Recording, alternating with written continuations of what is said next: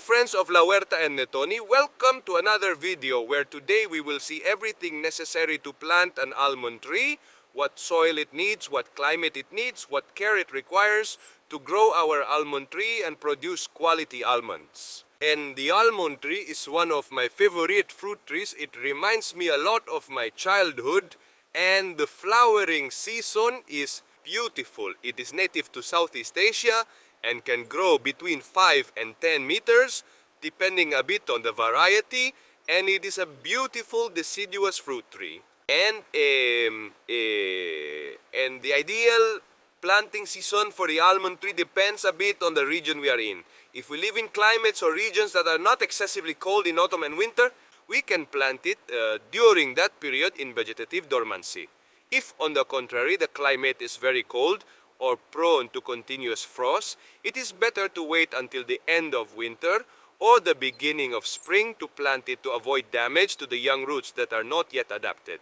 Even so, I will tell you that almond trees are flat, cold-resistant plants, and even though it may not seem like it, they require a period of winter cold to later produce quality fruit, and extremely high temperatures are not good for their development. Although they also tolerate them well, knowing a little more about their needs, we have to choose the best area to plant our almond tree.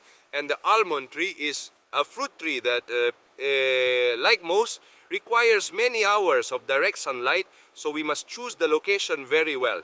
We have chosen this site, and it is perfect because it is advisable to plant it in areas where they receive at least 6 hours of direct sunlight and are protected from strong winds, especially during the flowering period, and it requires a planting distance between other fruit trees of 3 to 5 meters. With all the information we have, we must, at least what for me is the worst part, or at least the least enjoyable part of planting a fruit tree, which is preparing a good one. In my case, the soil is quite hard. We're lucky that it rained a few days ago, so it will be easier to dig the hole. But we have to make a hole twice the size of the pot to then improve that soil. And that it has all the necessary nutrients and the best soil to develop this first year. So while I'm making the hole, I'll tell you a little bit about the soil needs for the almond tree. The almond tree requires well-drained soils, which is very important in this case, and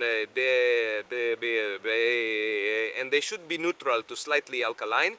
It's a fruit tree that needs well-drained soils because it doesn't tolerate excess moisture at all. It is a tree that prefers light and sandy soils, or sandy loam, that is, not clayey nor hard like in my case. This way they facilitate drainage and the development of its roots. And although the almond tree can adapt to different types of soil, it prefers those that are deep, well-worked, and rich in organic matter, as this promotes more vigorous plant growth. And as I said, although it adapts to any type of soil, this would be ideal for very good development of our almond tree. Who, as you can see, it was a challenge for us, But we made it even deeper, because at the bottom it ends up being super clayey. In fact, I have separated the soil that I consider good. It has a good layer of soil, really good, honestly. The strata, or whatever they're called, the lines, are very noticeable. But we've hit pure clay. I'm going to have to prepare some pots or something, so we have to enrich the soil very well. Although adding manure is always going to be beneficial for all types of soils we've talked about before. It is much more important, and we must apply a greater amount if we have hard soils. If we have clay soils, like my case, I have already shown you. We have a lot of clay. We need our tree to have all the necessary conditions to develop. So, with the good soil we have, we will give it to it. We mix it with good cow manure. In my case, well cured. I'll leave you a video here on how we need to do the whole process to use it on our plants. I don't know if it can be seen on the camera. The super clayey part is the last 10 centimeters. So, well, I'm going to add a good layer of manure at the bottom to improve it.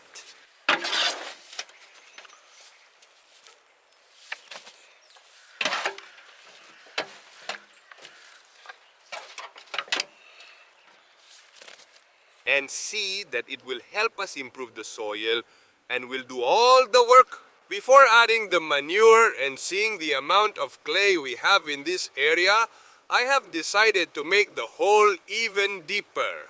So even though the minimum would be to make it double or about 50 centimeters deep, the ideal will always be that the bigger and better we improve the soil, the much better.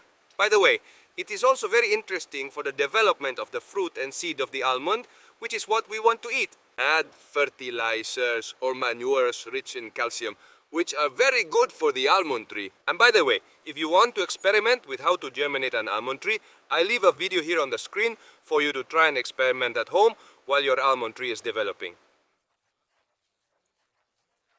Well, we've done the hardest part. Now comes the fun part, planting our little tree and fulfilling our almond tree planting process. It's not difficult. We take it out of the pot, okay, and we open the roots a little. And what we are going to do is calculate to see if we have made the perfect hole right. We need to add more soil. I like to leave it 23 fingers high. Alright, so we have to raise all this without burying the graft. 23 fingers, because later you will understand the reason. But for me it's very important. So we are going to keep adding soil until it's roughly level. The good soil is already well mixed.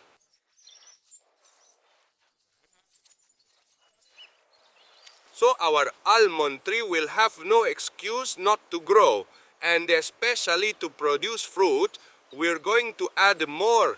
As I say, we dug a good hole because the soil was a bit so-so. So this estate has many clay areas. We also found sandy areas, which is very surprising. We believe that many years ago a meander passed through here. So so much or less perfect. We already have it. We estimate the middle to stay in the center. Now we can start adding our soil. I'm adding a little with my hand and then with the shovel.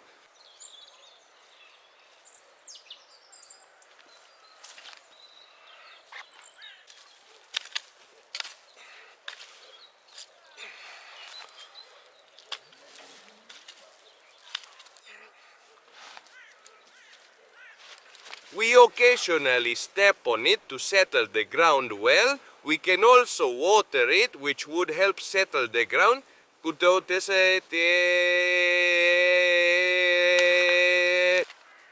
As always, and like everything, once planted, we must apply a very good initial watering, which will also be very beneficial here because it will help settle the ground. And to remove any possible air pockets, it's very important to apply this first watering. And regarding watering, although the almond tree is truly very resistant to droughts, if we want to improve fruit set and almond formation, we should do moderate watering in spring and increase it in summer, more frequently and abundantly. Very important, and be very careful with overwatering. The soil does not drain well, as it can lead to root rot or cause fungal diseases. Then, in autumn and winter, with the rains, it would not be necessary to water our almond tree. And another step I consider important, although it is optional, is to put a stake on our almond tree. It is a little crooked. Some people prefer to let it grow freely, but I like it more when it grows straight, and especially as a help in case of any storms in autumn and winter, so it doesn't break or bend the tree. As you can see, it leans a little that way, so I want to bring it this way. We need to place the stake. More or less a handspan from the trunk, separated from the hole we just made, and we drive it in. Now with a rope or an old blind tape, I prefer to use it double. We simply bring the tree towards us. You see it's straight now. And we tighten it. We make a knot. And don't worry about this because it will be temporary. About 3 years, and then the tree will have gained enough strength to grow on its own. But it's not a bad idea to give it some help. We make a knot. And now we can have our almond tree staked and upright. Another care the almond tree requires, which we will see on the channel, is a formative pruning, usually done in winter, where we will remove damaged branches growing inward, and we will shape our almond tree initially in the form we desire. It will have an open cup shape like a goblet, but we will go over all of this on the channel. An important or interesting step for our fruit trees, and in fact for any crop, is to lay down a good layer of mulch. Not only because it protects against the growth of unwanted weeds, but also because we are providing it with organic matter so necessary for its growth and development, and we are also improving the efficiency of irrigation and moisture. Okay there, normal. In this way we will also save a lot of water when watering our almond tree. I'll leave you here a very interesting video about 7 benefits of mulching. I'll let you know that the flowering of the almond tree, just like that of the cherry tree, is beautiful and occur in spring. It's an incredible spectacle. And we will start harvesting the fruits in mid or late summer, depending a little on the variety and the year. We really have to wait for them to dry on the outside and open up. Aquí, that would be the perfect moment to harvest our almonds. And the most important pests that can affect our almond tree would be aphids. We have already seen a bunch of videos on the channel to make recipes to combat aphids. If not, we can always use potassium soap. I will leave a link in the description. So you can take a look. It is really effective for fighting aphids.